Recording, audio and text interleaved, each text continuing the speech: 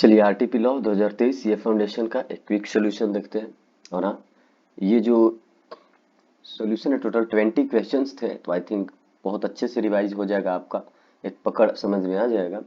और एक क्वेश्चन के लिए मुश्किल से मैं 3 से 4 मिनट देने वाला हूँ। तो चलिए शुरू करते हैं। पहला क्वेश्चन जो था उसमें ये पूछ रहा था कि कॉन्ट्रैक्ट जो है वो वैलिड है या इनवैलिड है। ठीक है, वो वैलिड है या इनवैलिड है। तो ए में देखिए क्या था कि ए जो है वो 2 कार रखा हुआ है और रेड कार बी को बेचना चाहता है, लेकिन बी को लग रहा है कि उसे ब्लैक कार मिलने वाला है। ठीक है, मतलब ए बेचने वाला है रेड, लेकिन बी बी को लग रहा है कि उसे मिलने वाला है ब्लैक। तो ये क्या हो गया, यानी दोनों ने कंसेंट नहीं लिया था। तो क्या ये वैलिड कॉन्ट्रैक्ट है? जब कंसेंट ही नहीं है तो वैलिड थोड़े है, वो तो इनवैलिड हो गया, नॉट अ वैलिड कॉन्ट्रैक्ट। वैसे ही बी को देखिए, ए थ्रीटन करता है बी को कि मैं तुमको गोली मार दूंगा, 2 लाख रुपए दो। तो ये कैसा हो गया? ये भी एक क्वेश्चन के अंदर हुआ ना, क्वेश्चन जो टॉपिक पढ़े थे उसके अंदर कि किसी को पिस्टल सटाकर जबरदस्ती साइन करवाना या कुछ करवाना, तो क्वेश्चन के अंदर आता है, मतलब वो भी वैलिड नहीं होता है। तो यहाँ पे भी लिख सकते हैं डायरेक्टली कि वो इनवैलिड कॉन्ट्रैक्ट है। ठीक है, सी में बोला कि ए जो है वो बी को सामान अपना घर देगा अगर वो सामने वाला 100 kg ड्रग्स देगा। तो ड्रग्स क्या हो गया? इलीगल धंधा होता है ये। तो जब वो इलीगल है यानी कि कॉन्ट्रैक्ट यहाँ पे भी इनवैलिड होना चाहिए, अनलॉफुल इसका कंसिडरेशन है। आगे आइए, ए बी से कहता है कि तुम मेरा बाइक खरीद लो 50,000 के लिए, और बी एग्री हो जाते हैं। क्या हो गया? ये वैलिड कॉन्ट्रैक्ट हो गया। क्यों? क्योंकि दोनों एग्री हो गए, कंसेंट होगा। एक्स कहते हैं एक पब्लिशर को कि मैं बुक लिख दूंगा। ठीक है, बाद में एक्स मर जाते हैं बेचारे। तो क्या क्या ये जो सिचुएशन है वो किसका हो गया? सुपरवेनिंग इम्पॉसिबिलिटी का, मतलब परफॉर्मेंस ही इम्पॉसिबल हो गया। अभी आप जिंदा हैं, आप किसी के साथ कॉन्ट्रैक्ट साइन कर लिए कि मैं कर दूंगा, बाद में आप मर गए, तो वो परफॉर्मेंस हो पाएगा? नहीं हो पाएगा, इम्पॉसिबल। तो इनवैलिड कॉन्ट्रैक्ट। चलिए ये देखिए क्वेश्चन नंबर 2। ये क्या बोला है कि एक मिस्टर हरीश है भाई साहब, जिनके पास 3 बिल का पेमेंट है, मतलब करना है। किसको? मिस्टर आशीष को। कौन कौन सा बिल है? क्रेडिट पर सामान खरीदेंगे। एक बार वो सामान खरीदे थे 12,120 का, कब? मई 2018 में। फिर खरीदे थे 5650 का, कब? अगस्त 2020 में। फिर खरीदे थे 9680 का, और जो कि ड्यू हुआ मई 2021 में। लेकिन बाद में जो है हरीश साहब सोचे कि मैं पेमेंट कर देता हूँ, और वो एक ही बार पैसे दिए। ठीक है, कैसे पैसे दिए उन्होंने कुछ नहीं बताया कि कौन सा पैसा आपको कट करना है, क्योंकि एक 2018 का है, एक 2020 का है, एक 2000 कब का है, 2021 का है। उन्होंने ये चीज नहीं बताया कि आपको कब कौन सा पैसा काटना है। उन्होंने सीधे पहला ऑप्शन है कि अगर वो पैसे देते हैं 9680 का, तो क्या करना चाहिए। देखिए, सेलर जो है वो 3 बार क्रेडिट पर बेचा है, तो उसको अगर 9680 मिला है और एक बार उसको 9680 का वो बेचा भी था सेम बायर को, तो यहाँ से तो एक इंडिकेशन मिल रहा है ना कि हाँ 9680 को ही तुम सेटल करो। क्यों? 3 बार मैं आपसे सामान लूँ, एक बार लूँ 12,120 का, फिर 5650, फिर 9680, और मैं 9680 दूँ। ऑब्वियस सी बात है आप 9680 सेटल करेंगे। तो ये सेलर पे है कि वो कौन सा अमाउंट सेटल करना चाहता है। ठीक है, लेकिन अप्रोप्रिएट 9680। वैसे ही दूसरा था कि अगर वो 15,000 देंगे तो 15,000 देंगे, तो क्योंकि वो 12,120 से ज्यादा है तो पहले हम 12,120 सेटल करेंगे, और जो बाकी पैसे बच गए उससे हम 5650 सेटल कर लेंगे। बस यही लिखना था।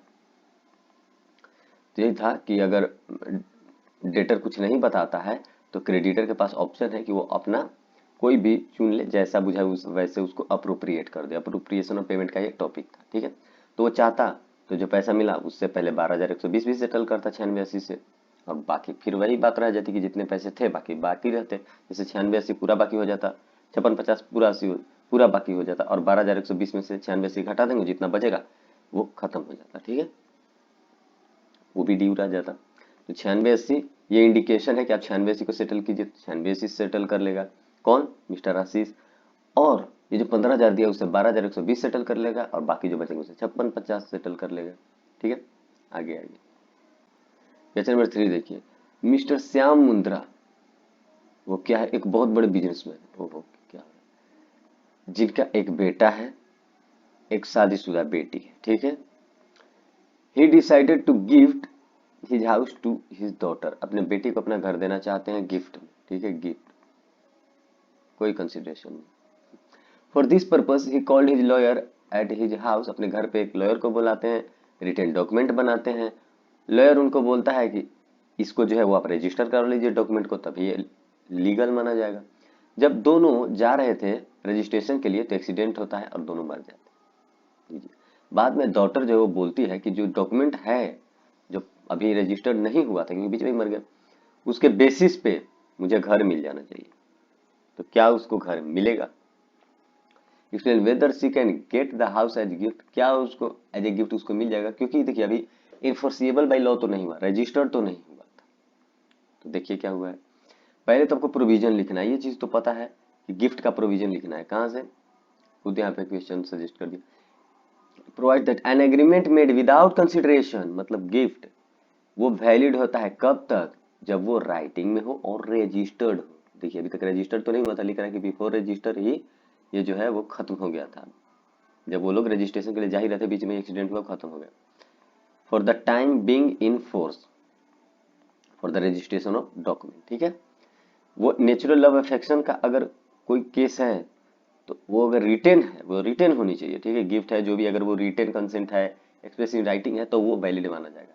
इन अदर वर्ड्स, अब सोचिए सिंपल वर्ड में कैसे आप लिख सकते थे provision, a written and registered agreement based on natural love and affection between the parties standing in near relation to each other, जैसे दोनों तो नियर रिलेशन में ही थे, जैसे बाप बेटी बेटा, इज इनफोर्सिबल इवन विदाउट कंसिडरेशन, इनफोर्सिबल माना जाता है। तो देखिए एवं केस में हुआ क्या, ये देखिए कि ट्रांसफर होना था हाउस, मिस्टर श्याम जो है वो कर रहे थे नेचुरल लव अफेक्शन के बेस पे, यानी गिफ्ट दे रहे थे, तो यही कर रहे थे वो।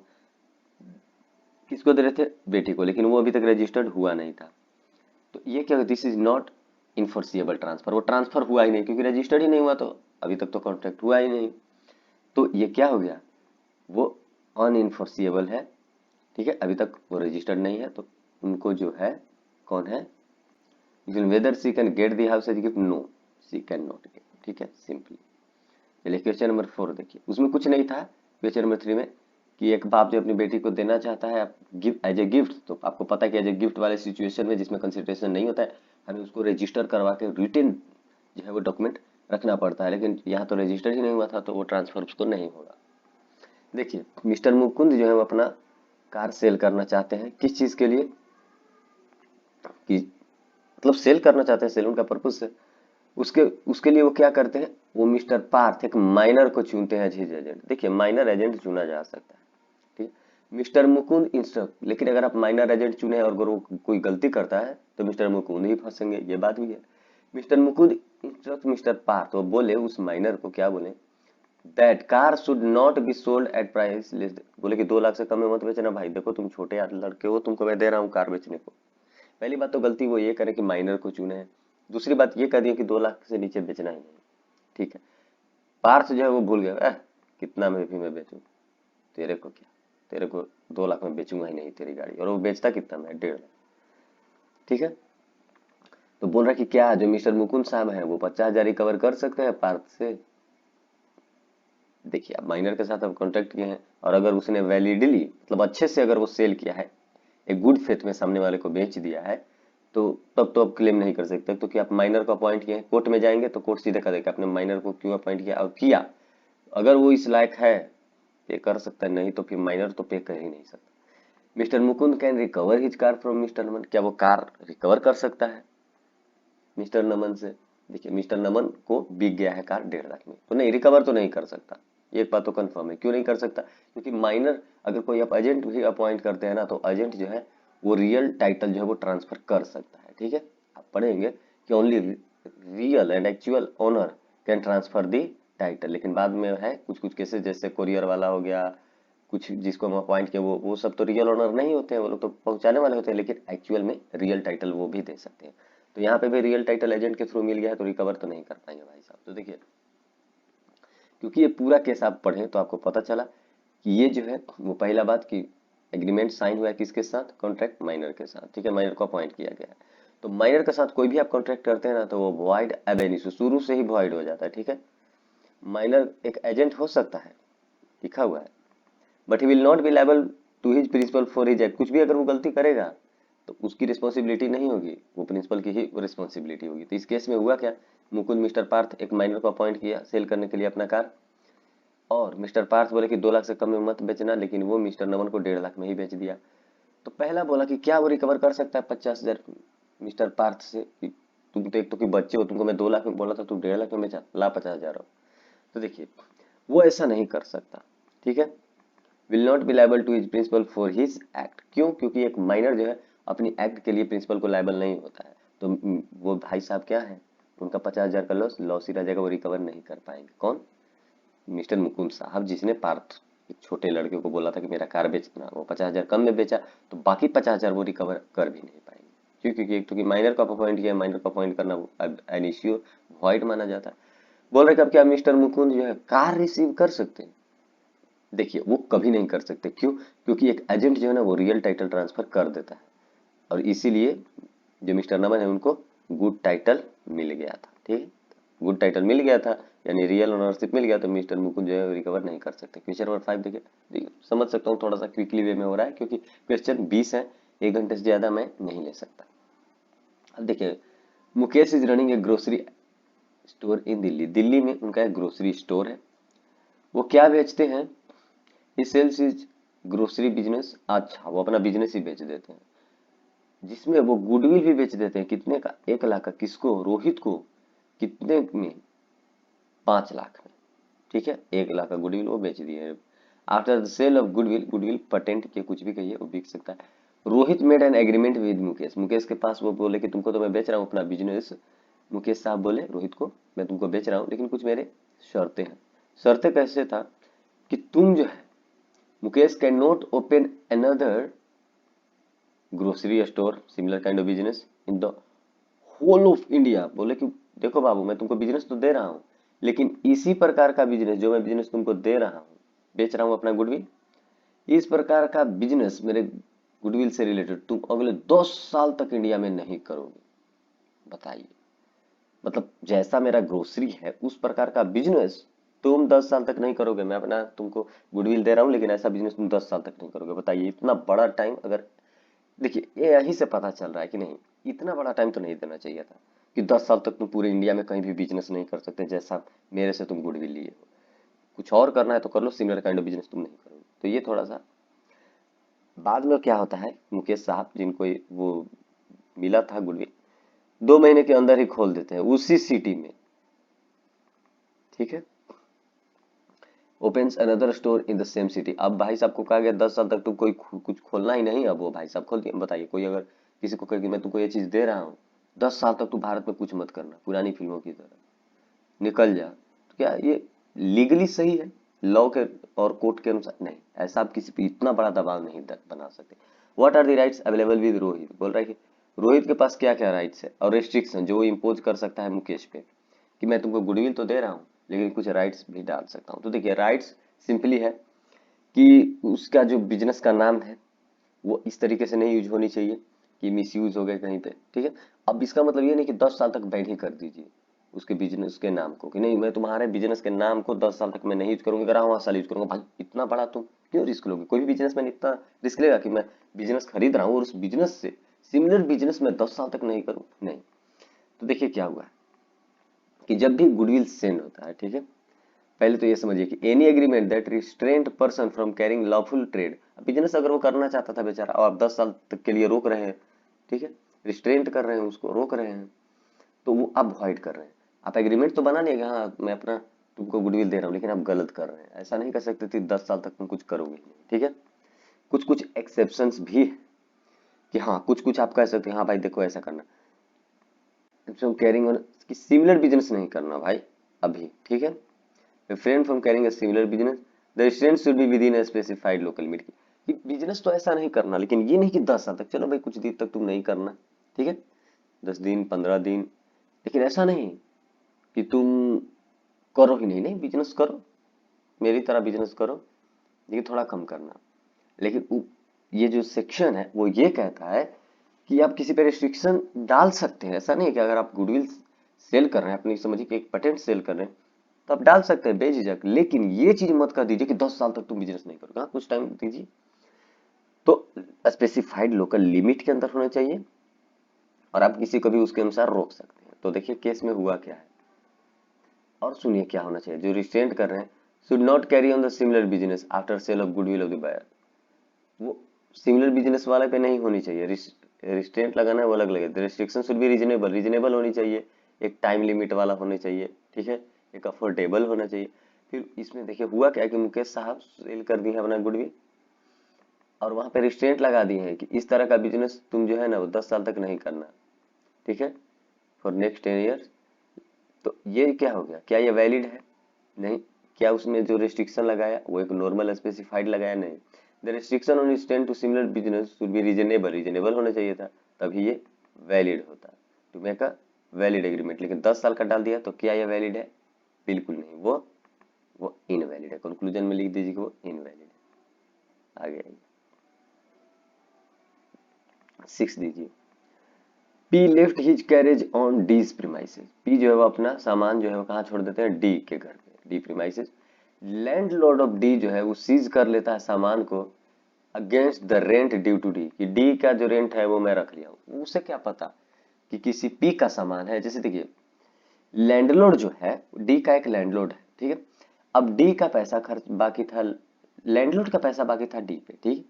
डी कुछ दे ही नहीं रहा था, तभी जो है कोई पी का आदमी डी के सामान घर पे सामान अपना रख देता है, ठीक है, उसका रखा हुआ। अब उसके सामान को लैंडलॉर्ड ले लेते हैं, मतलब डी के घर पे सामान रखा हुआ है किसी आदमी का, उसका सामान ले लेते हैं डी। ये लैंडलॉर्ड साहब वो बोलते हैं कि नहीं, जब तक पैसे नहीं दोगे रेंट मैं नहीं दूंगा। पी क्या करता है? P paid the rent and got his carriage release. तो पी जो है वो पे कर देते कि देखिए भैया मेरा सामान है, अब डी का घर है तो मैं क्या करूं, लीजिए पैसे दे दीजिए मेरा बैग, ठीक है। पी जो है वो डी के घर पे जाते हैं, अपना सामान छोड़ देते हैं, और डी का पैसा ऑलरेडी बाकी था उसके मालिक का, तो मालिक जो है वो पी का ही सामान ले लिया। तो बाद में पी जो है वो पैसा ले लेता है किससे? पी जो है वो पैसे दे देते हैं लैंडलॉर्ड को, वो कहते हैं कि ठीक है मेरा सामान दे दीजिए। और क्या पी जो है बाद में डी से पैसा ले सकता है जिसके घर पे वो सामान रखा था? बिल्कुल ले सकता है भाई, वो फास्ट पेमेंट के लिए ले सकता है अगर उसने गुड फेथ में किया है, ठीक है, ले सकता है, कोई दिक्कत की बात नहीं है। देखिए वही लिखा हुआ है कि जब person who is interested in the payment of money, जो आपके लिए पेमेंट कर रहा है आपके बेस पे, तो आपके बेस पे कर रहा है तो आप लॉ से बंधे हुए हैं कि आपको भी उसको पैसा दे देना है जो उसको पे कर रहा है, ठीक है। अब हुआ क्या, डी लॉफुली बाउंड टू पे रेंट।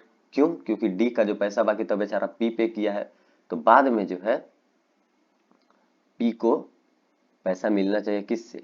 डी से मिलना चाहिए। P made the payment and can recover same from the D. D को जो है वो पैसा दे देना चाहिए पी को कि चलो भाई तूने मेरे लैंडलॉर्ड को दे दिया पैसा मेरी तरफ से, तो लो मैं भी दे देता हूँ। 7 क्वेश्चन नंबर देखिए। अभियुक्त अभियुक्त purchase 100 kgs of wheat from Bhaskar. Bhaskar से वो खरीदता है 100 kg of wheat at the rate 30, तो 3000 का खरीदा है बेचारा wheat. Bhaskar says that wheat is क्या है in his house in the custody of Kishore, कि चलो किशोर के कस्टडी में है भाई। अभियुक्त तो सामान खरीद लिया, ठीक है, व्हीट, तो सामने वाले जो भास्कर साहब थे जो सेलर थे वो बोले कि चलो चलो किशोर के वेयर हाउस में वहां से दिवा देता हूँ, ठीक है। अब किशोर जो वेयर हाउस है वो कंफर्म किया अभियुक्त को कि he can take the delivery of wheat from him and till then he is holding wheat on अभियुक्त के बिहाफ। बोला कि किशोर की अभियुक्त को कि मैं जो है सामान अभी रखता हूँ, ठीक है, तुम इसका डिलीवरी ले सकते हो। You can take the delivery of wheat from him, तुम मेरे से डिलीवरी ले लेना, मैं वेयर हाउसर हूँ, और जब तक नहीं ले जाते हो मैं इस व्हीट को रखा हूँ तुम्हारे बिहार पे। लेकिन जब से ही अभियुक्त बाद में आया वेयर हाउस में सामान लेने, पता चला कि पूरा जो है वो बह गया, जो भी व्हीट था जो भी गेहूं थे वो फ्लड के कारण। नाउ अभियुक्त वांट्स हिज प्राइस, वो कह रहा है कि मैंने जो प्राइस दिया तो मुझे दो, on the contention that note, कि डिलीवरी तो हुआ ही नहीं था। ये देखिए क्या बात लिखी कि डिलीवरी, देखिए डिलीवरी भी 3 टाइप का होता है ना भाई। जैसे कुछ देखिए व्हीट था और व्हीट कितना था 100 kgs, तो तुरंत तो डिलीवरी होता नहीं, ठीक है। तो डिलीवरी कभी कभी क्या होता है कि रियल टाइटल जिसके पास चला जाता है ना, रिस्क उसी के पास चला जाता है। अब सामान कहीं भी हो, कस्टडी से कोई लेना देना नहीं है, जिसके पास वो है राइट्स उसी के पास है रिस्क, जिसके पास है ओनरशिप उसी के पास है रिस्क, ठीक है, रिस्क पासेस विद ओनरशिप। तो देखिए जो डिलीवर हो किया गया है वो डिलीवरी किससे किया गया है?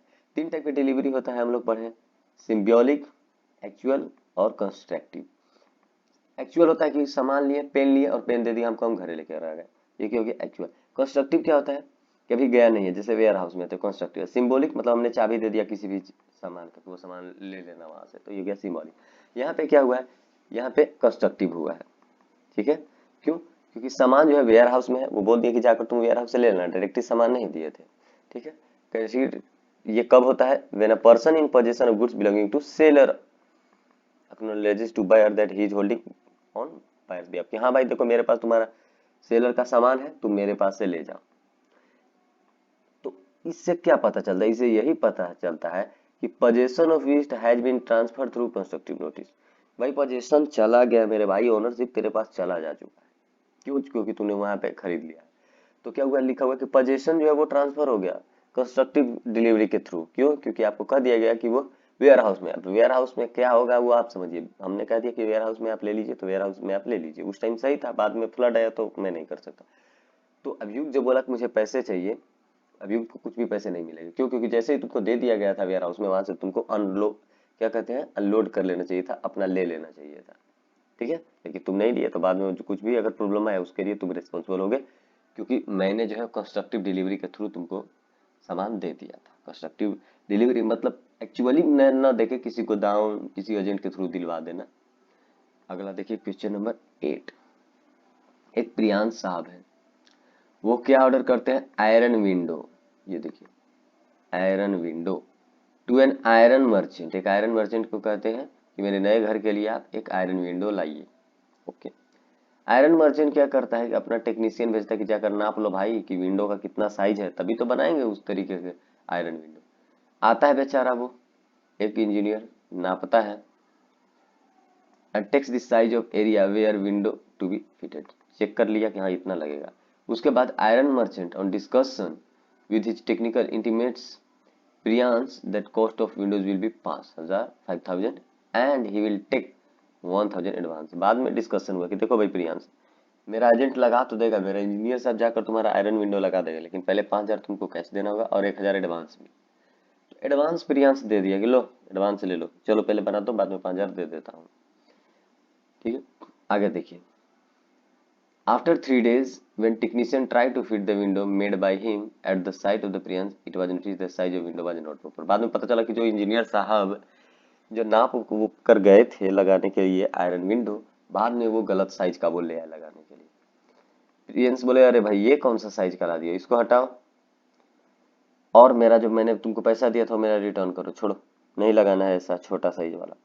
आयरन मर्चेंट कहता है कि देखिए विंडो जो था वो स्पेसिफिकली जो आप बताए थे कि मेरे विंडो पे लगाना है, ये विंडो साइड पे आयरन आयरन विंडो, तो उसी के लिए ही मैं लाया था। अब कोई इसको खरीदेगा थोड़े, अभी थोड़े इस चीज का ऑर्डर है।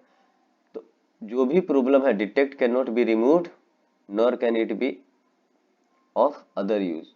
बोला कि इसको जो है जो गलती था उसमें वो दूसरे यूज के लिए था भी नहीं। मान लीजिए कि मैंने बोला कि 10 सेंटीमीटर की मेरा एक खिड़की लगा दो, वो आया 10 सेंटीमीटर नापा और चला गया, और वो लाया 9 सेंटीमीटर का।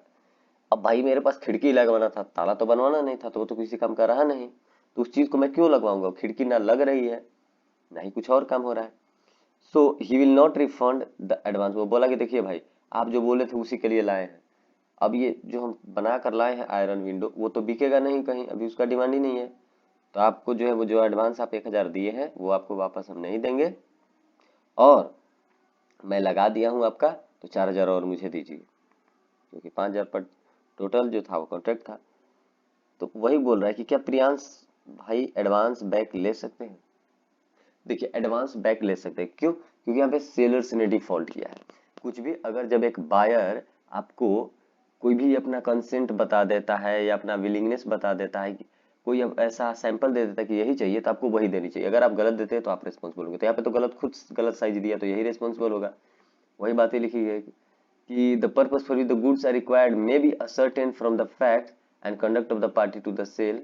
ठीक है, in such case the buyer needs not tell the seller the purpose for which he buys the good। करके कुछ कुछ केसेस है जहाँ पे अगर वो डिस्क्रिप्शन सैंपल दे दिया तो उसको कुछ भी बोलने की जरूरत नहीं है और रिस्पॉन्सिबल सेलर होगा। तो यहाँ पे तो दे दिया था कि भाई मेरा जो है वो घर है वहाँ पे खिड़की लगाना है, नाप लीजिए, तो वो रिस्पॉन्सिबल नहीं होगा। बोल रहा है कि जैसे ऊपर प्रोविजंस है उस पर ये पता तो चल गया कि window size was not proper, कि विंडो साइज तो प्रॉपर नहीं है और ना ही वो मर्चेंटेबल क्या है, मर्चेंटेबल कंडीशन में है, लग ही नहीं रहा तो यूज कैसे होगा?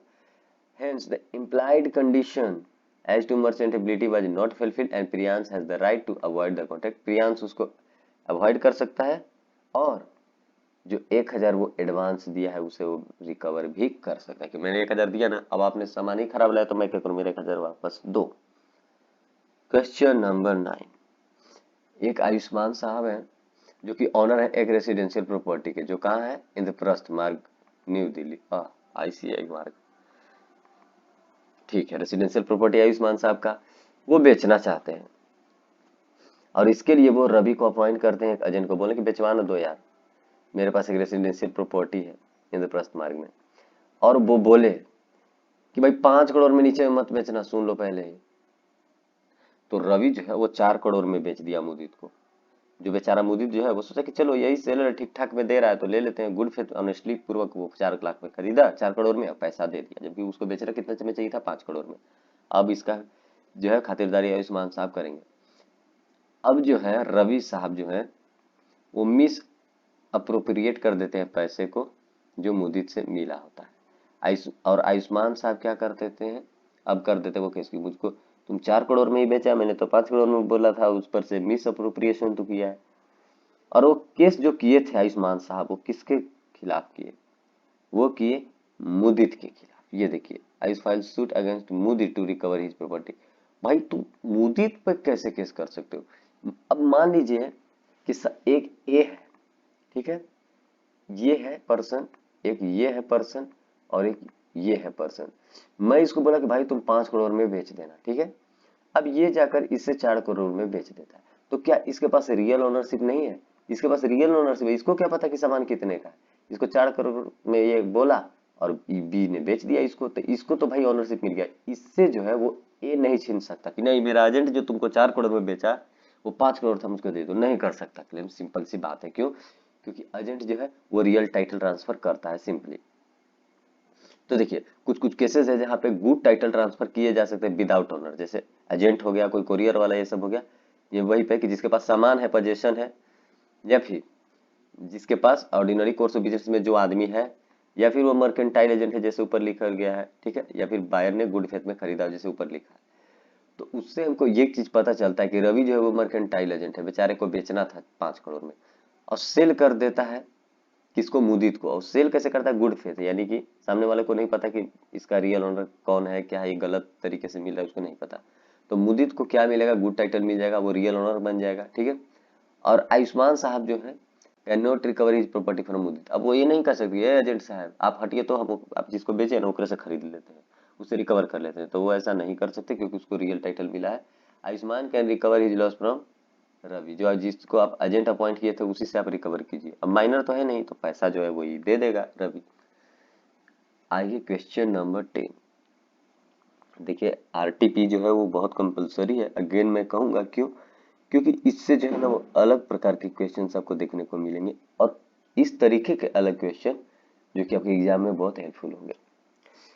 ये जो है वो एग्री करता है बी को कितना से क्या करने के लिए, to sell certain goods to be on a certain date on 10 days credit. कह रहा है कि किसी दिन में तुम किसी कोई दिन डिसाइड करते हैं, और ये बोलता है कि मैं तुमको सामान दूंगा और 10 दिन का क्रेडिट पीरियड भी, 10 दिन के बाद पैसे दे देना। और 10 दिन का पीरियड भी बीत गया, बताइए, और गुड अभी भी जो है goods in possession of A, goods अभी भी ए के पास है। B has also not paid, और बी ने भी कुछ पैसे ही नहीं दिए। लो भाई 10 दिन हो गया, 10 दिन का क्रेडिट पीरियड है, वो सामान भी नहीं ले गया, उसने पैसे भी नहीं दिए। ओहो, बाद में क्या हुआ, बी जो बायर साहब थे इंसॉल्वेंट हो गए, कहानी खत्म। ए बोला कि नहीं मैं तो डिलीवर नहीं करूंगा गुड्स, मैं राइट ऑफ लीन यूज करूंगा गुड्स पे। क्या वो ऐसा कर सकता है, देखिए भाई पेमेंट अगर नहीं मिला है तो आप कर सकते हैं, सिंपल सी बात है। राइट टू लीन कब यूज कर सकते, जब आपके पास पोजेशन हो। क्वेश्चन ने साफ लिखा है कि गुड्स जो अभी तक ट्रांसफर नहीं हुआ है इन्हीं के पोजेशन में था, राइट ऑफ लीन यूज कर सकते हैं, ठीक है। तो अनपेड सेलर जो है क्योंकि पैसा भी नहीं दिया है, वो है the right of lean over the goods for the price of the goods, जितने का वो बेच रहा था उससे उसी अमाउंट के सामान को वो जो है विद होल्ड कर सकता है, उसको रख सकता है, ठीक है, उसको लीन कर सकता है। राइट ऑफ लीन मतलब उसको अपने पास रख।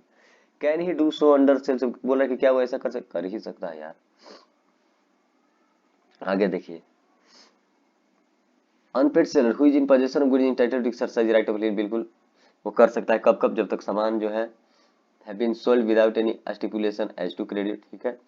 When the goods have been sold on credit but the term of credit expire हो गया, बिल्कुल ऊपर के केसेस में। When the buyer has become a buyer insolvent हो गया, तो इन सारे केसेस में क्या कर सकता है वो राइट ऑफ लीन यूज कर सकते हैं। नहीं, मैं सामान नहीं जाने दूंगा। सामने वाला अनसाउंड माइंड हो गया तो क्यों ये जाने देगा, सामने वाला मर ही जाएगा तो क्यों इस चीज को भेजेगा। तो इसमें हुआ क्या है, ए जो है वो सेल करने को कहते हैं, 10 दिन का क्रेडिट पीरियड देते हैं, 10 दिन का पीरियड भी खत्म हो जाता है।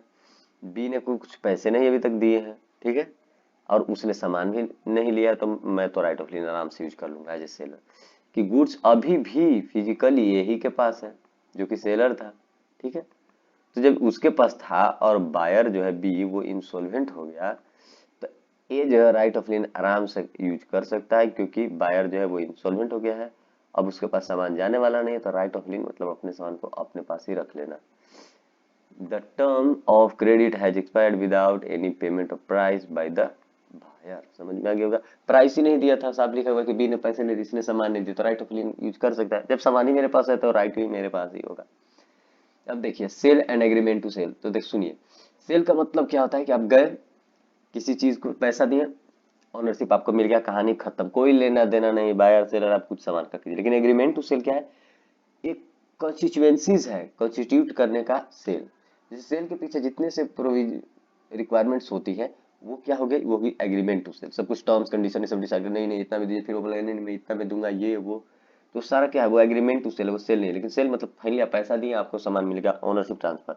लेकिन क्या एग्रीमेंट टू सेल में भी ओनरशिप ट्रांसफर होता है? अब बहस करना किसी नहीं 10 रुपए में दूंगा, बोल रहा कि नहीं नहीं मैं 12 रुपए में दूंगा, 12 रुपए में दूंगा, तो क्या इसमें ओनरशिप ट्रांसफर होता है? नहीं।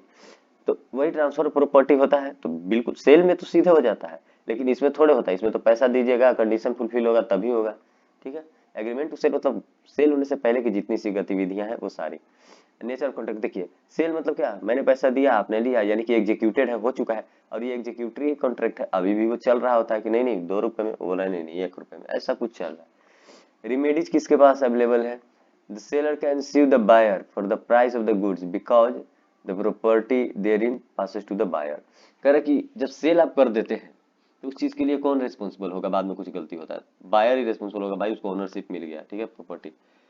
और एग्रीमेंट टू सेल है, अभी सेल नहीं हुआ है, तो जिस पार्टी को प्रॉब्लम हुई है, चाहे बायर हो या सेलर, उसको जो है वो पे किया जाएगा। अगर सेलर को प्रॉब्लम है बायर देगा, बायर को प्रॉब्लम है सेलर देगा। इतना जरूरत नहीं है पूरा ध्यान से नीचे तक जाने की। क्या रीसेल इसमें कर सकता है, the seller can not resale the good, दोबारा रीसेल आप नहीं कर सकते इसमें। देखिए सेल में आप दोबारा सेल थोड़े करेंगे। The seller can not resale the goods, अगर आप एक चीज को बेच दिए हैं, ए जो बी को बेच दिया, तो क्या सेम सामान को सी को बेच पाएगा? नहीं बेच पाएगा सेम सामान को, तो सेलर जो रीसेल नहीं कर सकते।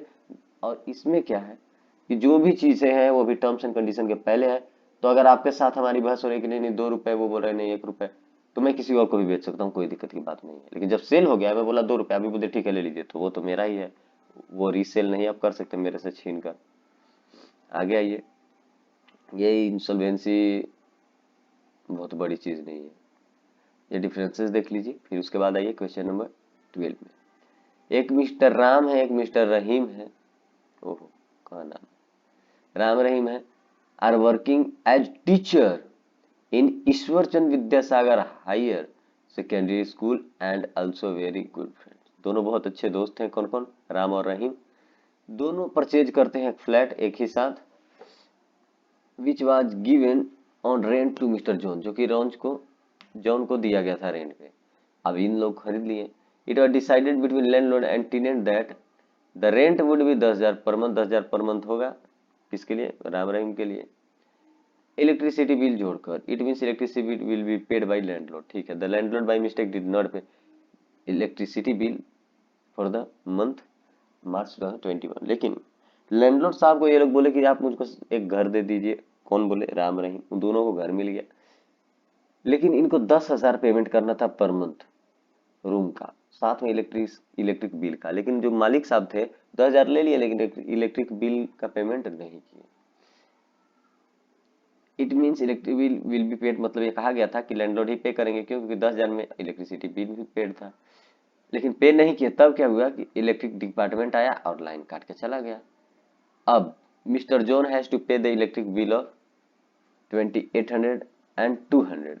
बोल रहा है कि जो मिस्टर जॉन है, जॉन कौन थे, जिनसे रेंट से वो खरीदा था, जिनको जो वो रेंटेड थे, ठीक है, जिनके पास वो रूम रेंट पर था पहले से, ठीक है। तो वही बेचारा बोले कि ठीक है मैं पेमेंट कर देता हूँ, और उन्होंने पेमेंट कर दिया। Mister John has to pay the electricity bill of 2800 200 as penalty दे दिए। मिस्टर जॉन बोले कि 3000 रुपये मुझे दो, किससे, राम को बोले। बट रहीम क्या बोला, वो बोलता है कि he is liable for 1500। Mister John said that mister Ram and mister Rahim are partner, therefore he can claim the full amount from any of the partner. बिल्कुल बात साफ है। Explain the provision according to the provisions of Indian partnership. Mr. Ram is liable to pay whole amount of 3000 to Mr. John. देखिए राम रहीम दोनों हैं, और अगर रहीम साहब पूरा पैसा दे देते हैं 3000, ठीक है, तो भाई 1500 बाद में राम साहब को पेमेंट करना पड़ेगा रहीम साहब की। चलो भाई दोनों पार्टनर थे, तुम अगर ज्यादा दे दिया मेरे तरफ से भी तो मैं तुमको अब वापस कर रहा हूँ, ठीक है, ऐसा सिचुएशन होता है।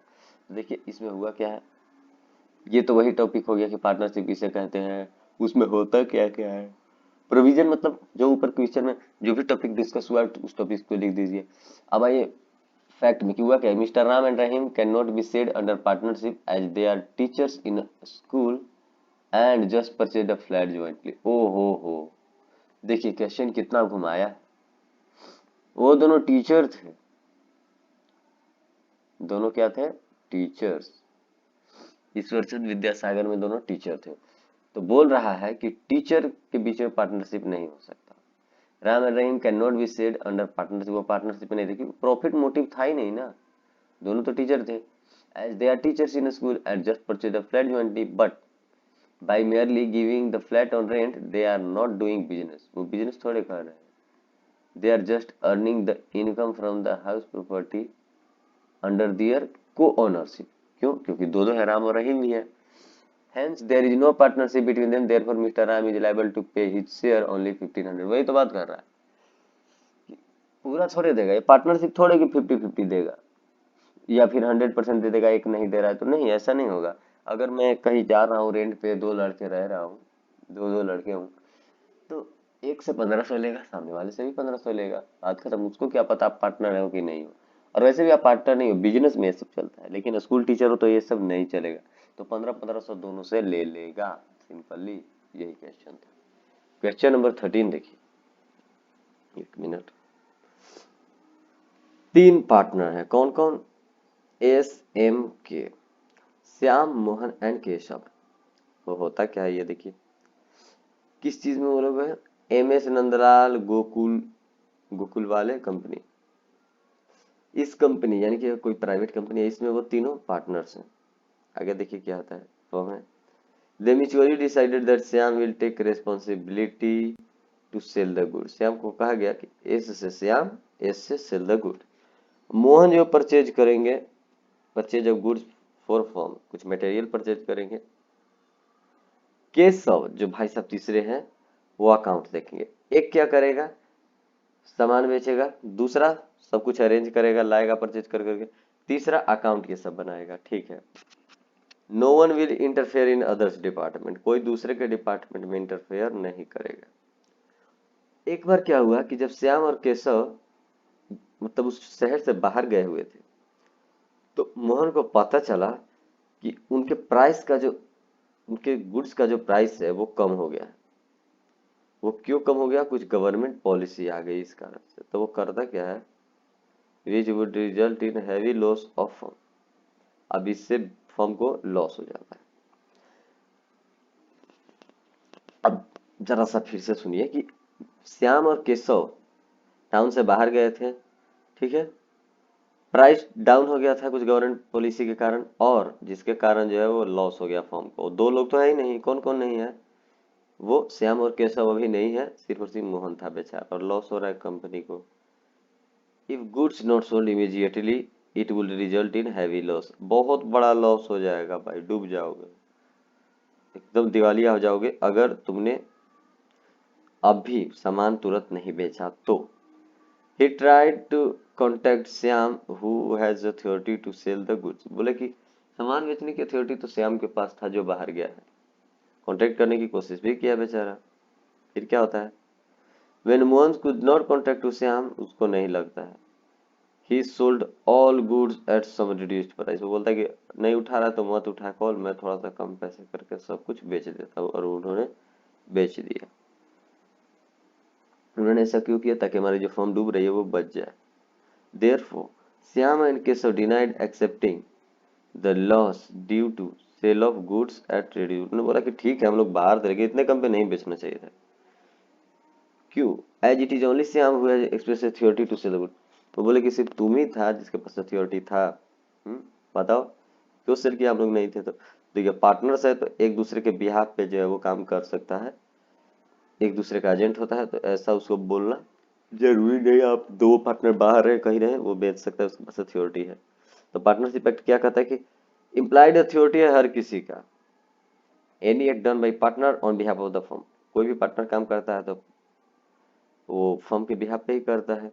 होता क्या है इस चीज से कि partner has authority in an emergency to do all such acts for the purpose of protecting the firm, कि तुम कुछ भी ठीक है कुछ भी एक्शन ले लेना, लेकिन उससे फर्म जो है वो बचा रहना चाहिए, फर्म को कुछ दिक्कत नहीं आनी चाहिए, फर्म फ्रॉम लॉस, हाँ लॉस नहीं होनी चाहिए फर्म को। And would be done by a person of ordinary prudence, वो इंसान जो है जो इस काम को किया है, कैसा कैसे करना चाहिए, ऑर्डिनरी प्रूडेंस में, मतलब ऑर्डिनरी बिजनेस में अच्छे से वो किया है बेचारा, उसको कुछ भी ये अथॉरिटी ये सब की बातें पता नहीं था। देखिए इतना सारा लिखने की जरूरत नहीं, छोटा लिखकर भी आप काम चला सकते हैं। On the basis of provisions and fact given in the question, क्या होता है कि Shyam was expressly authorised to sell the good. बिल्कुल श्याम, क्वेश्चन में क्या था कि once when Syam and Keshav were out of Mohan got the information for the price, Mohan sell किया है ना, मोहन, और क्या लिखा है, on the basis of the facts provided in the question, तो Syam was expressly authorized to sell the goods, Mohan sold the goods at some loss, ठीक है, मोहन जो है कुछ लॉस पे बेच दिया, ये भी पार्टनर है। It is very much clear that Mohan has done a person of ordinary prudence does an emergency to protect the firm from heavy loss since its sale will be bind the firm।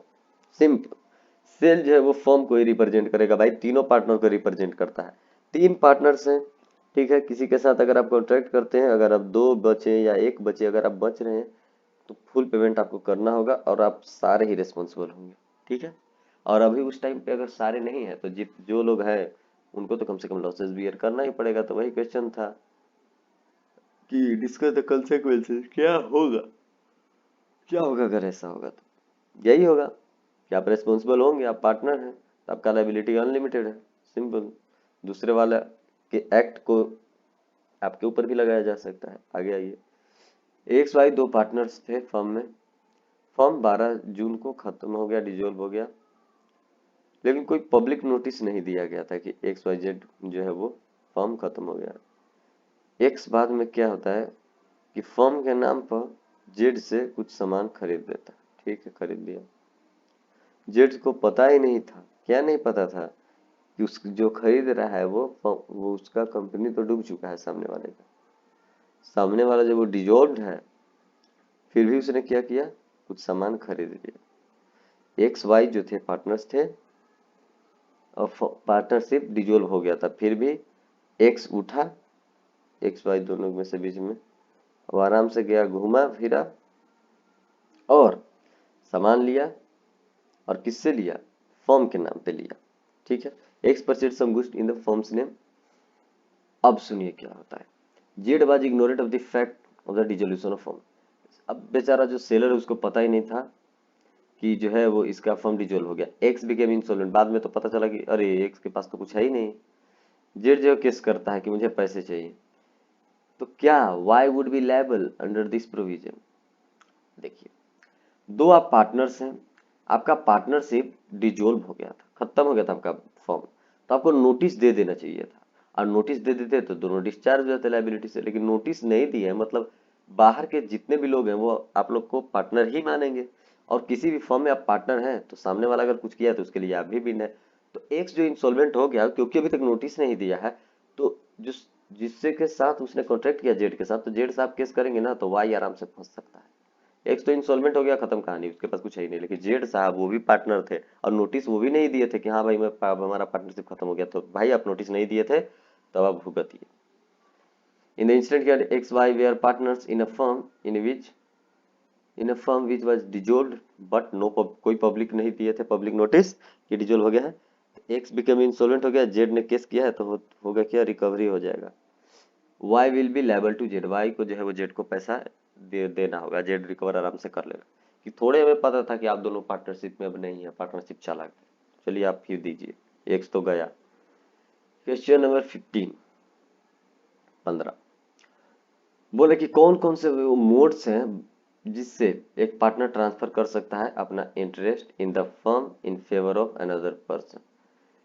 क्या क्या ऐसे ऐसे modes हैं, तो पहले modes बताइए और ये भी बताइए कि ट्रांसफर कर रहे हैं तो सामने वाला जो ट्रांसफर है, जो रिसीवर है हमारे इंटरेस्ट का, उसके पास क्या क्या राइट होगा। तो आप खुद सोचिए, आप ट्रांसफर कर रहे हैं तो मोड्स कुछ भी हो सकता है, लिख कर दीजिए, अकाउंट के थ्रू दे दीजिए, कुछ भी। और राइट यही होगा कि सामने वाला बेचारा जो अब वो प्रॉफिट लेने लगेगा, अब वो भी फर्म में पार्टनर हो जाएगा, उसका भी लायबिलिटी अनलिमिटेड हो जाएगा। ठीक है, unlimited liability, yes. Section 29 of the Indian partnership act क्या कहता है कि share in partnership is a transferable की। हाँ, ट्रांसफर आप कर सकते हैं, जैसे ऊपर में बोला कि ट्रांसफर कर दिया है as like property, but partnership relationship is based on mutual confidence, वो म्यूचुअल कॉन्फिडेंस पे है। तो the assigning of partner's interest, आप सेल कर सकते हैं अपना इंटरेस्ट, मोर्गेज कर सकते हैं अपना इंटरेस्ट, इंटरेस्ट मतलब क्या, आप जो अर्न किए हैं वहां से किसी, otherwise can not enjoy the same rights and privileges as the original partner. जब ये सब आप कर देते हैं तो आप ओरिजिनल पार्टनर नहीं रहते। मैं एक पार्टनर हूँ, मैं अपना इंटरेस्ट अपना शेयर जो वो किसी को देना चाहता हूँ, तो बहुत सारे मोड से जिसमें दे दूंगा और बहुत सारे राइट्स जो मेरा चले जाएगा किसके पास, ट्रांसफरी के पास। ये इतना लंबा बेवजह ही समझिए कि एक टॉपिक उठाकर खींच दिया गया, आपको सिंपली लिखना था ये चीज कि ट्रांसफर कर सकता है म्यूचुअली, इसके बहुत सारे टाइप्स हैं। क्या क्या टाइप्स है द ट्रांसफरी, ये देखिए, continuous partnership transfer is not entitled, ये तो राइट्स की बात बोल रहा है। लेकिन ऊपर जो बोला था कि मोड्स, क्या मोड्स है, तो मोड्स यही है कि सेल कर सकता है, मॉर्गेज पर रख सकता है, ये सब जो है वो मोड्स है ट्रांसफर करने का इंटरेस्ट, कि किसी को दे दीजिए या फिर लोन पे जो है वो मॉर्गेज कर दीजिए। कहीं से आप लोन लिए हैं तो उसको अपना इंटरेस्ट दे दीजिए कि भाई मैं इस बिजनेस में काम करता हूँ, तुम मेरा लोन इसे सेटल कर लेना। ठीक है, राइट्स क्या क्या है ट्रांसफरी के पास, ट्रांसफरी जो बाद में बना, जिसको वो चीज मिला, क्या चीज मिला, इंटरेस्ट, जिसको सेल हुआ या फिर जो भी हुआ मॉर्गेज किया गया, अब उसके पास क्या क्या राइट्स है। वो किताबों को देख सकते हैं भाई, पार्टनरशिप में वो आ चुका है, क्यों, क्योंकि सामने वाला उसको पे नहीं कर रहा था तो उसके उसका जगह ले लिया। अकाउंट को रिक्वायर कर सकता है, इंटरफेयर कर सकता है बिजनेस के कामों में, ट्रांसफर ही करेगा ही भाई, क्यों नहीं करेगा। अब उसके पास ट्रांसफर हो चुका है इंटरेस्ट, मतलब रियल ओनर वो है। और ये बोल रहा है कि डिजोल्यूशन की बात कर रहा है, तो ये उतना कंपलसरी नहीं है, लेकिन चलिए इसको भी आप समझ लीजिए। To receive the share of assets, अगर डिजोल्यूशन हो रहा है और आपको जो है वो ऑनर हो गए हैं, आप किसी पे आपका पैसा बाकी था, वो कंपनी में काम करता था, अब वो आदमी बोला कि भाई मेरे पास पैसे तो नहीं, इधर लो, मेरे कंपनी का शेयर ही ले लो तुम, तो ले लिए। तो आप तो अगर वो बिजनेस बंद होगा तो चल रहा होगा तो आप प्रॉफिट लेंगे ही, कॉपी ये सब देखेंगे। अगर वो बिक जाएगा, बंद हो जाएगा, तो उसके एसेट्स का पैसे भी आपको मिलेंगे, बिल्कुल, ये सब राइट्स हैं। अब देखिए, explain the small limited liability, देख रहे हैं, स्मॉल एलएलपी, स्मॉल एलएलपी किसे कहते हैं, उसे कहते हैं जिसमें कंट्रीब्यूशन जो हो should not be less than 25 lakh, 25 lakh से ज्यादा ना हो, and such higher amount should not exceeding 50 crore, 5 crore है, सॉरी 50 करोड़ बोल दिया, कि 5 लाख से लेकर 50 लाख तक का कंट्रीब्यूशन होनी चाहिए, तभी उसको हम स्मॉल एलएलपी बोलेंगे। नहीं तो जैसे ही ऊपर गया तो हम उसको नहीं बोलेंगे स्मॉल एलएलपी।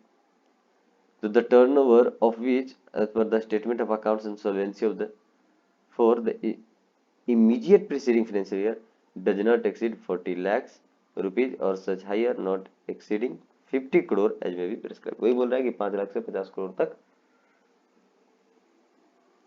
कितना है, 25 लाख से 5 करोड़ तक आप जा सकते हैं, कोई दिक्कत की बात नहीं। which meets such other requirements as may be prescribed and fulfills such terms and conditions as may be prescribed। तो क्वेश्चन नंबर 16 को समझ में आया, फिर से समझाता हूँ। स्मॉल एलएलपी है क्या? वैसी है जिसमें कंट्रीब्यूशन जो है वो एक्सीड नहीं करता है 5 लाख से 5 करोड़ तक, बात खत्म। ठीक है, आ गया ये।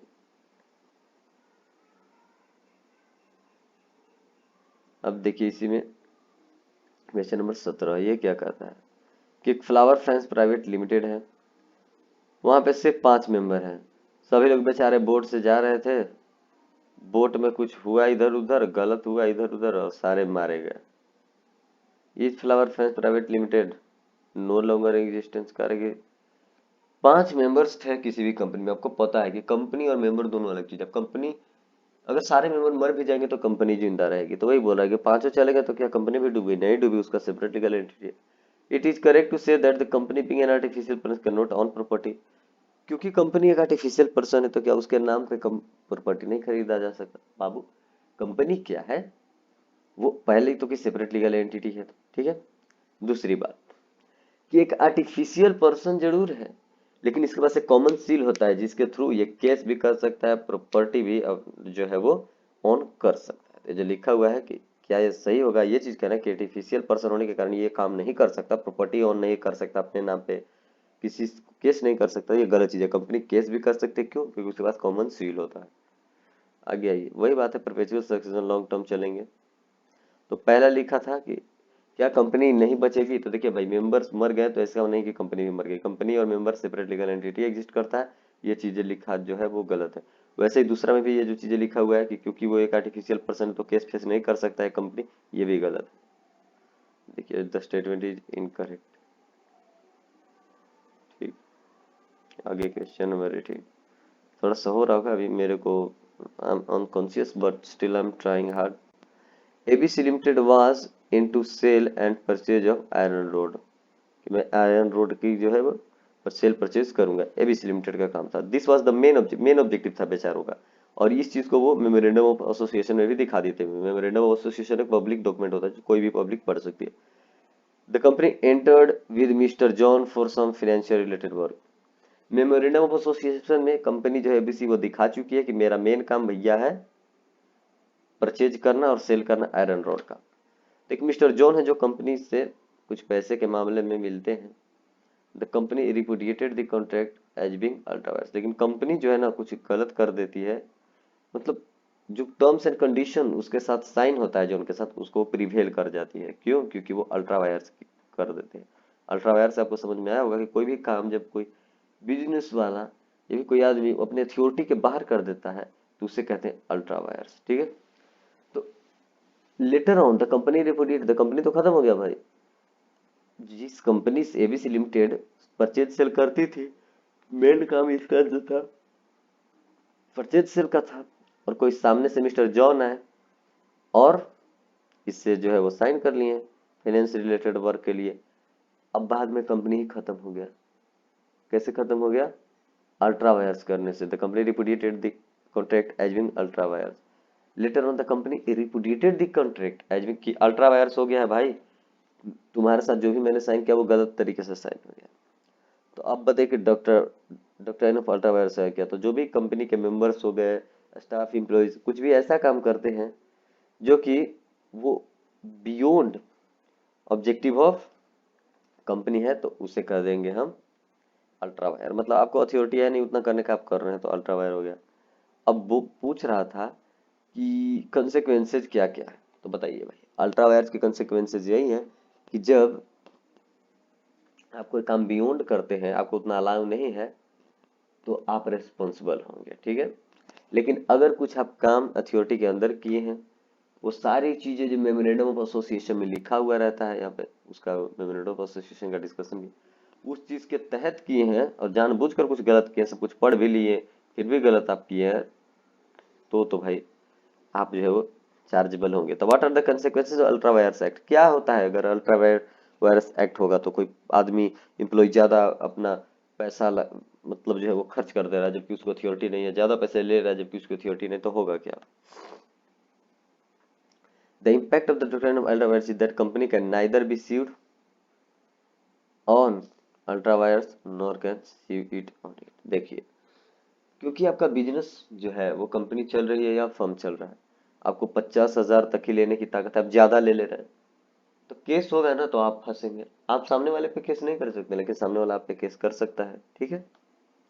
हाँ, अब सुनिए क्या होता है। Since the memorandum is a public document it is open to public inspection.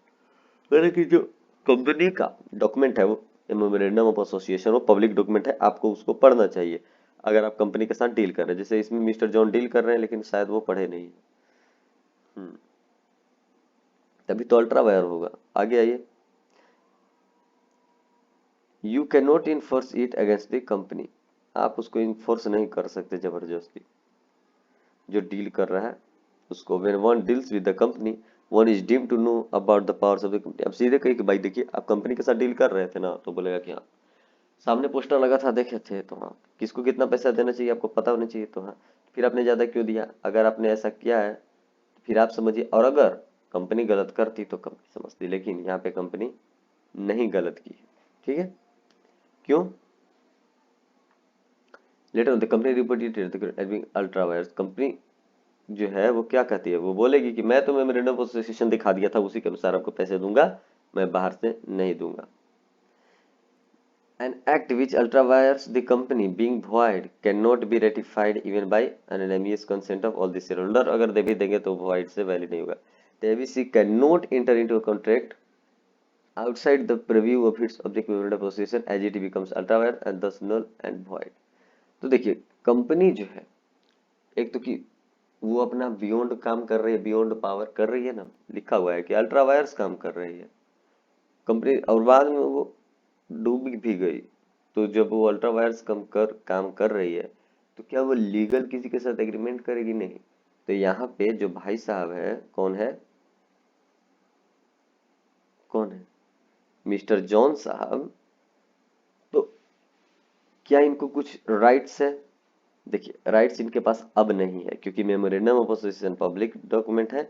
इसको उनको पढ़ लेना चाहिए कि किसके पास क्या है, कैसे हमको किसके साथ कॉन्ट्रैक्ट करना चाहिए। अगर कुछ डिफॉल्ट हुआ है तो कंपनी रिस्पॉन्सिबल नहीं होगा पब्लिक डॉक्यूमेंट के लिए। लेकिन क्योंकि कुछ चीजें होती है जिसके लिए, जैसे इंटरनल प्रॉब्लम्स जो आप नहीं जान सकते कंपनी के, तो उस केस में क्या होता था कि आउटसाइडर्स जो बच जाते थे, लेकिन इस केस में नहीं बचेंगे।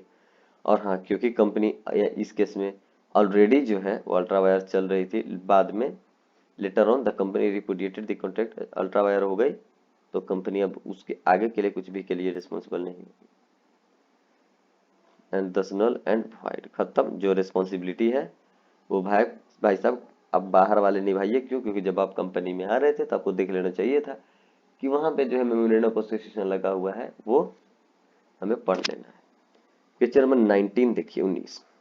देखिए इसमें सिंपल सा यही था, फिर से मैं समझाता हूँ समरी में, कि कोई आउटसाइडर है वो बिजनेस, एक कंपनी में जाकर कुछ बिजनेस के लिए ट्रांजेक्शन कर लेता है, ठीक है, कुछ कॉन्ट्रैक्ट साइन कर लेता है, लेकिन मेमोरेंडम ऑफ एसोसिएशन जो सटा हुआ रहता है कंपनी में, उस चीज को शायद वो नहीं दे। यहाँ पे तो लिखा नहीं कि उसने पढ़ा कि नहीं पढ़ा, लेकिन बाद में लिखा कि कंपनी जो है कॉन्ट्रैक्ट हटा देती है। क्यों? क्योंकि कहती है कि जो आपके साथ कॉन्ट्रैक्ट हुआ है वो अल्ट्रा वायर हुआ है, मतलब अथॉरिटी के बाहर। तो अथॉरिटी के जब आप बाहर किए हैं कोई भी काम, तो वो क्या होता है, वॉइड, ठीक है। लेकिन कुछ कुछ केसेस में ये भी वैलिड हो जाता है जब बाहर वाला जो है वो आर्टिकल ऑफ एसोसिएशन पढ़ लेता है। आगे आइए, नेक्स्ट क्वेश्चन बहुत बड़ा। Article of association of X Y Z private limited है, वो कहता है कि बोर्ड जो है वो 5 लाख तक ही पैसे ले सकती है by passing the board resolution. उन्होंने रिजोल्यूशन पास किया, किसने, X Y Z private company ने, कहा कि जो हमारे डायरेक्टर्स है, बोर्ड ऑफ डायरेक्टर्स, वो 5 लाख तक रुपए ले सकते हैं।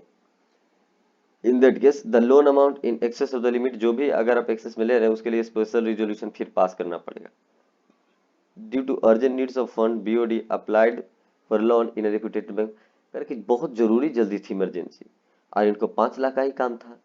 तो बोले कि 5 लाख तो कंपनी से ले, इनको 10 लाख का काम था, ठीक है, इमरजेंसी आ गया, और इनको अलाव कितना था कि 5 लाख ही। अगर आपको ज्यादा चाहिए तो पहले आप स्पेशल रिजोल्यूशन पास करें। लेकिन हुआ क्या कि कोई रिजोल्यूशन पास नहीं हुआ, उन्होंने 10 लाख ले लिया, इमरजेंसी की बात है भाई। बीओडी बीओडी जो बोर्ड डायरेक्टर्स है, वो अंडरटेकिंग देते हैं, वो कहते हैं कि एसआर जो जो है वो पास हुआ था ऐसे लोन के लिए, लेकिन एक्चुअली में एसआर पास हुआ नहीं है। The bank on believing on such undertaking lend the money, वो ऐसा बता दिए, ठीक है, किसको, बैंक को, कि एसआर पास हो गया हमारा, हम 10 लाख अब कंपनी से ले सकते हैं। तो सोचा सामने वाला भी बैंक वाला कि ठीक है दे दो। बाद में जब मांगने आया बैंक की दो, तो कंपनी डिनाई कर दी कि नहीं, हमने ज्यादा पैसे आपसे मांग लिए थे, ये अल्ट्रा वायर है, तो मैं जो हूँ आपको नहीं दूंगा अब। तो इस केस में होना क्या चाहिए, देखिए सिंपल, बोर्ड ऑफ डायरेक्टर्स को पावर 5 लाख था, 5 लाख का था, ठीक है। अब उन्होंने 10 लाख रेज कर लिया, ठीक है, 10 लाख रेज की कोई बात नहीं, उनको एसआर पास करना चाहिए था, लेकिन इमरजेंसी था तो उन्होंने पास नहीं किया। लेकिन बाद में क्या हुआ कि बैंक जो है वो बिलीव कर लिया कि ठीक है ऐसे ही पास हुआ, यानी गुड फेथ में वो दे दिया 10 लाख। तो जब आप वो बैक करेगा, रीपेमेंट लेगा, तो वो पूरे 10 लाख लेगा। क्यों? क्योंकि इंड्योर मैनेजमेंट जो है वो आउटसाइडर से परे होता है। तो 5 लाख किसी को 10 लाख ले रहा है, किसी को 50 लाख ले रहा है, तो ये पूरी दुनिया जान रही है कि कौन सी कंपनी अपने एम्प्लॉय को कितना अपने वर्कर्स को अलाउ करके रखा है पैसा, कि तुम 10 लाख ले रहा, 20 लाख ले रहा, क्या हमको पता चलेगा? नहीं। तो ये इंटरनल अफेयर है। अब इस पे कंपनी कहेगी देखो भाई तुमने मेरे एक एम्प्लॉय को 20 हजार दे दिया ना, उसको 5 ही हजार देना का पावर है, तो मैं कहूँ भाई 5 ही हजार का पावर था, मेरा 15 हजार डूब गया, तो बोलेगा कि हाँ, तो मैं बोलूंगा कि भाई मेरे को कैसे पता कि उसको 5 हजार ही चाहिए, उससे ज्यादा वो नहीं ले सकता।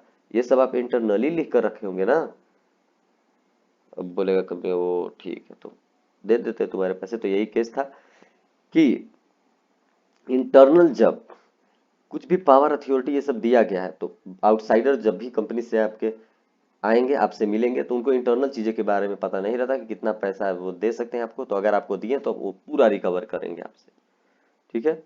On the basis of doctrine of indoor management the bank can claim, पूरा क्लेम करेगा, अमाउंट ऑफ हिज लोन, पूरा 10 लाख वो अपना ले लेगा, ठीक है। कैसे ले लेगा? क्योंकि देखिए अब भाई कैसे हमें पता कि कोई इम्प्लॉय जो है कंपनी में काम कर रहा है वो 10 ही लाख तक ले सकता है?